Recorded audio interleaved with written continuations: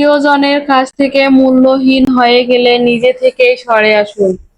জিততে সাময়িক যন্ত্রণা হলেও এটা অনেক সম্মানের।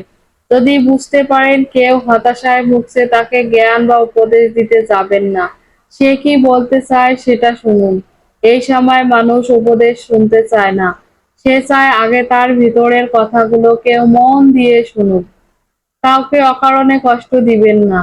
এই মুহূর্ত আপনি যার সাথে ইচ্ছাকৃত অন্যায় করে নিজেকে জয়ী ভেবে বেশ ফুরফুরে মেজাজে আছেন, মনের আনন্দে ঘুরে বেড়াচ্ছেন, সে হয়তো প্রতিবাদ করবে না, কিন্তু তার নীরবতা, কষ্ট থেকে উঠে আসা দীর্ঘশ্বাস আপনার সাথে বোঝাপড়াটা সঠিক সময়ে করে নিবে। অন্যের চোখে ভালো সাজার জন্য নিজের ভালো লাগাগুলো বিসর্জন দিবেন না। আপনাকে আপনার মতো করে গ্রহণ করতে পারে না, তার কাছে গ্রহণযোগ্য হওয়ার চেয়ে একা থাকাই ভালো। যা হাতছাড়া হয়ে গেছে তা নিয়ে কখনো আফসোস করবেন না। বয়স, শিক্ষা, পদ বা পদবীর দিক দিয়ে কেউ ছোট হলেও কাউকে ছোট করে দেখবেন না, তাহলে আপনি ছোট হয়ে যাবেন। নিজের অবস্থান নিয়ে বাড়াবাড়ি রকমের আত্মবিশ্বাসী বা অহংকারী হবেন না, কারণ সময় যখন বদলায় উত্তাল সাগরও শুকিয়ে মরুভূমি হয়ে যায়। সমালোচনাকারীদের সাথে যুদ্ধ করে নিজের সময় ও শক্তির অপচয় করবেন না। নিজেকে উন্নত করুন, তারা এমনিতেই চুপ হয়ে যাবে।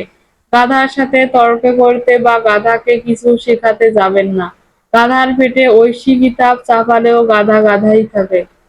ভুল জায়গায় স্যাক্রিফাইস আর ভুল মানুষের সাথে কম্প্রোমাইজ আপনাকে না দিবে সুখ, না দিবে সফলতা।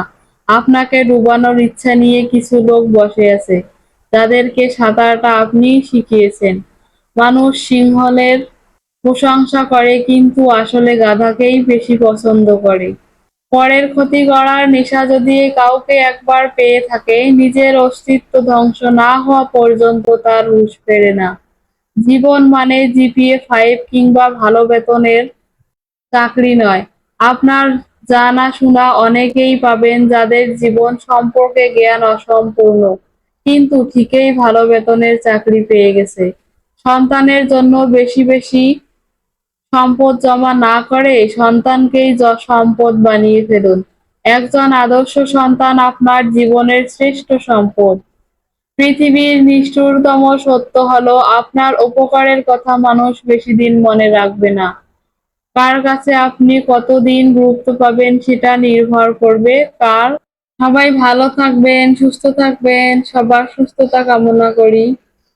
আজকের ভিডিওটি এ পর্যন্তই। ভিডিওটি ভালো লাগলে প্লিজ লাইক, কমেন্ট, শেয়ার এবং ফলো দিয়ে পাশে থাকবেন। সবাই ভালো থাকবেন, সুস্থ থাকবেন, সবার সুস্থতা কামনা করি। আসসালামু আলাইকুম। আল্লাহ হাফেজ।